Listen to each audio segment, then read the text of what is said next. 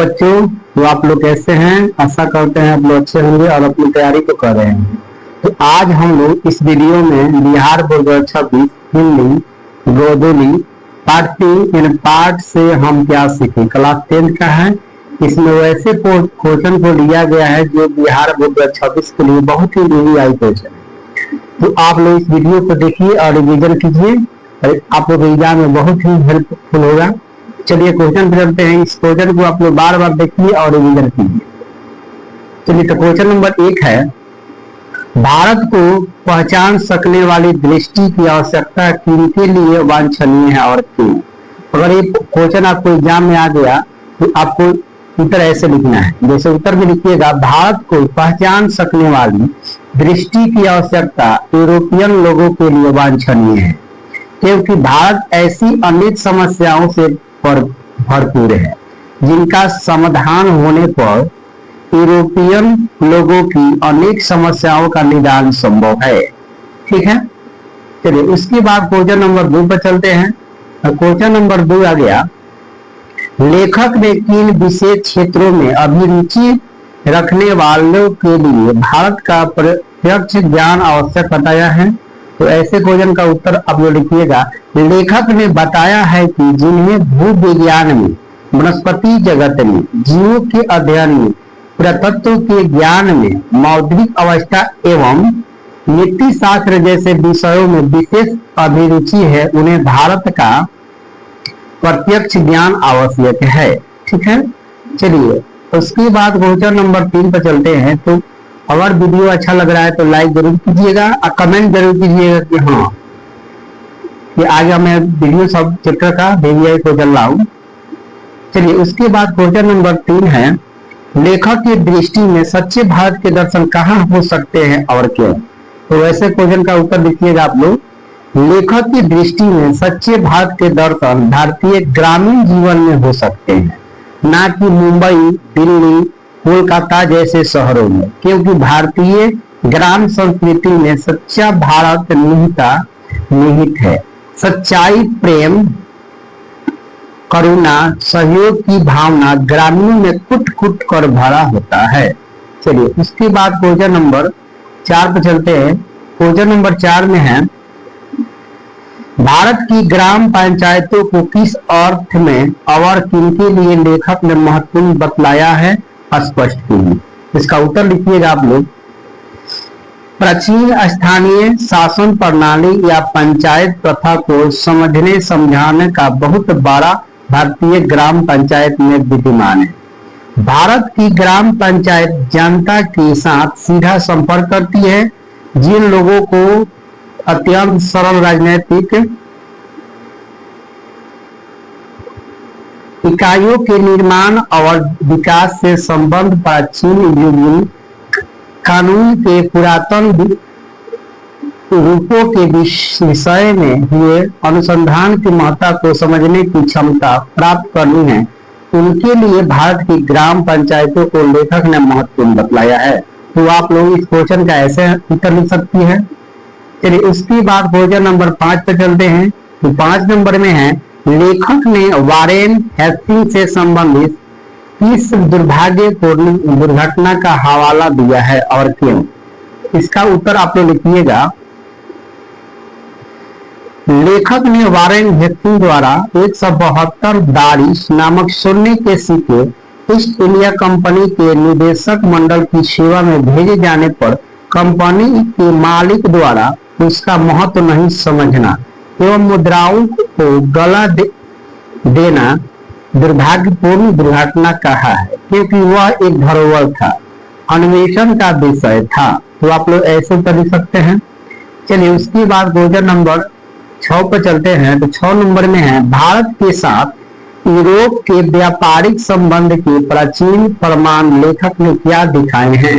तो ऐसे क्वेश्चन का उत्तर लिखिएगा, लेखक के अनुसार सुलेमान के समय में ही भारत, सीरिया और फिलिस्तीन के मध्य आवागमन के साधन सुलभ हो चुके थे। साथ ही इन देशों के व्यापारिक अध्ययन के आधार पर प्रमाणित होता है कि हाथी दांत, बंदर, मोर और चंदन आदि जिन वस्तुओं की ओफिर से निर्यात की बात बाइबिल में कही गई है, ये वस्तुएं भारत के सिवा किसी अन्य देश से नहीं लाई जा सकती। चलिए उसके बाद क्वेश्चन नंबर 7 पे चलते हैं। तो 7 नंबर में है, भारत के किस तरह अतीत और सुदूर भविष्य को जोड़ता है, स्पष्ट करें। तो उत्तर लिखिएगा लो, भारत अतीत और भविष्य को जोड़ता है। यहाँ मानवीय जीवन का प्राचीनतम ज्ञान विद्यमान है। यहाँ की भूमि प्राचीन इतिहास से जुड़ी रही है।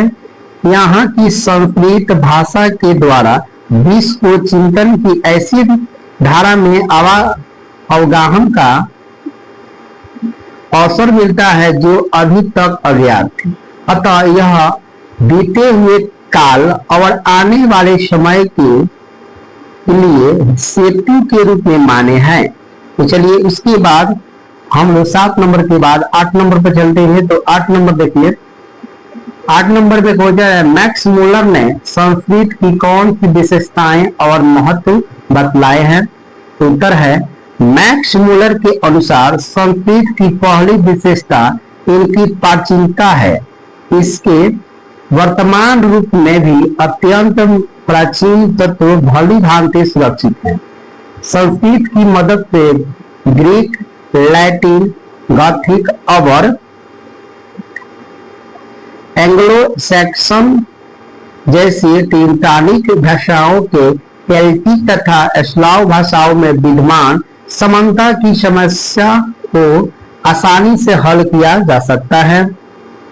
चलिए उसके बाद 9 नंबर में है क्वेश्चन, संस्कृत और दूसरी भारतीय भाषाओं के अध्ययन से पश्चात जगत को प्रमुख लाभ क्या हुए।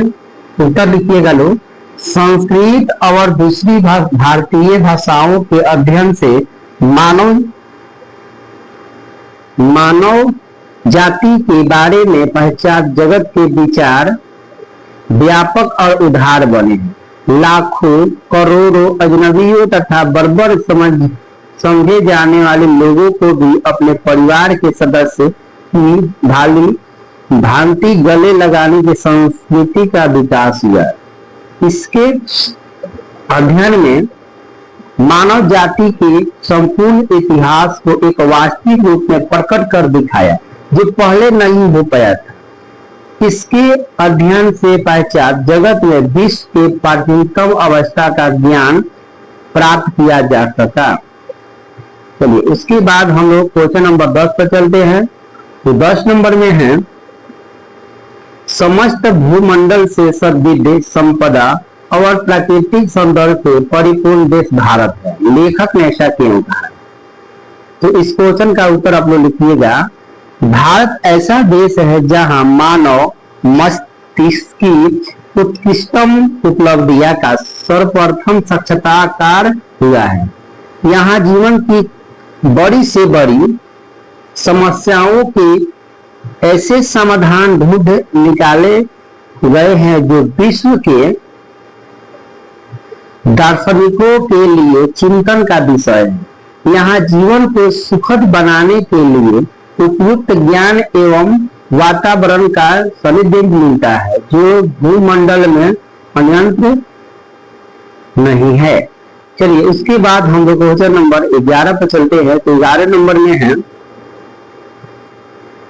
लेखक ने नया सिकंदर किसे कहा। ऐसा कहना क्या उचित है, लेखक का अभिप्राय स्पष्ट कीजिए। तो यह क्वेश्चन बार बार आप लोग एग्जाम में देखने को मिला है। तो आप लोग इसका उत्तर ऐसे लिख सकते हैं कि लेखक ने नया सिकंदर भारत को समझन, ज्ञानन एवं संपूर्ण लाभ प्राप्त करने हेतु भारत आने वाले अवांतरिक अन्वेषकों, पर्यटकों एवं अधिकारियों को कहा है। उसी प्रकार आज भी भारतीयता को निकट से जानने के नवीन स्वप्नदर्शी तो आज का सिकंदर कहना अति संयोक्ति नहीं है, यह उचित है। चलिए उसके बाद 12 नंबर में, इसमें सब क्वेश्चन भी आप एग्जाम के मुंह से बहुत ही नहीं आए। आप लोग इसको बार बार देखिए और समझने का और लिखने का प्रयास कीजिए। कॉपी कलम लेकर बैठिए और इसको सब क्वेश्चन को आप लोग उतार लीजिए। चलिए 12 नंबर क्वेश्चन देखते हैं। धर्मों की दृष्टि से भारत का क्या महत्व है, अथवा धर्म की दृष्टि से भारत का क्या महत्व है, भारत से हम क्या सीखे, पाठ के आधार पर बताएं। तो इस क्वेश्चन का उत्तर आप लोग लिखिएगा। धर्मों की दृष्टि से भारत का विशेष महत्व है। भारत प्राचीन काल से ही धार्मिक विकास का केंद्र रहा है। यहाँ धर्म के वास्तविक उद्भव, उसके प्राकृतिक विकास तथा उसके अपरिहार्य जीवमान रूप का प्रत्यक्ष परिचय मिलता है। भारत वैदिक धर्म की भूमि है, बौद्ध धर्म की यह जन्म भूमि है, पारसियों के जरथुस्त्र धर्म की यह श्रम स्थली है। आज भी यहाँ नित्य नए मतांतर प्रकट एवं विकसित होते रहते हैं। इस तरह से भारत धार्मिक क्षेत्र में विश्व को आलोकित करने वाला एक महत्वपूर्ण देश है। चलिए उसके बाद हम 13 नंबर पर चलते हैं। तो 13 नंबर में क्वेश्चन में है, लेखक ने नीति कथाओं के क्षेत्र में किस तरह भारतीय अवदान को रेखांकित किया। तो इस क्वेश्चन का उत्तर लिखिएगा। लेखक ने बताया है कि नीति कथाओं के अध्ययन क्षेत्र में नव जीवन का संचार हुआ है। समय समय पर विविध साधनों और मार्गों द्वारा अनेक नीति कथाएं पूर्व से पश्चिम की ओर प्रवाहित रही है। चलिए उसके बाद क्वेश्चन नंबर 14 पर चलते हैं। तो 14 नंबर में है, लेखक वास्तविक इतिहास किसे मानता है और क्यों। तो यह तो क्वेश्चन बहुत भी आई आपके एग्जाम के दिन से। तो इसका उत्तर आप लोग लिखिएगा।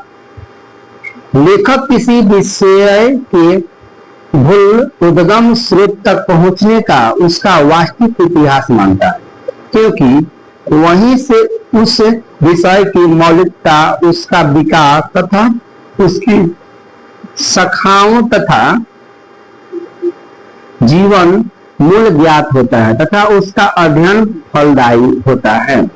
तो इस वीडियो का सबसे लास्ट क्वेश्चन था। तो आप लोग कमेंट में जरूर बताएं कि मेरा वीडियो कैसा लगा। अगर अच्छा लगा हो तो लाइक जरूर कीजिएगा और चैनल को सब्सक्राइब नहीं है तो जरूर सब्सक्राइब कर लीजिएगा और जो बेल घंटी है उसे क्लिक कर दीजिए, क्योंकि जब भी मैं पहले वीडियो अपलोड करूंगा आपको नोटिफिकेशन पहुंच जाएगा। तो थैंक यू मेरा वीडियो देखने के लिए।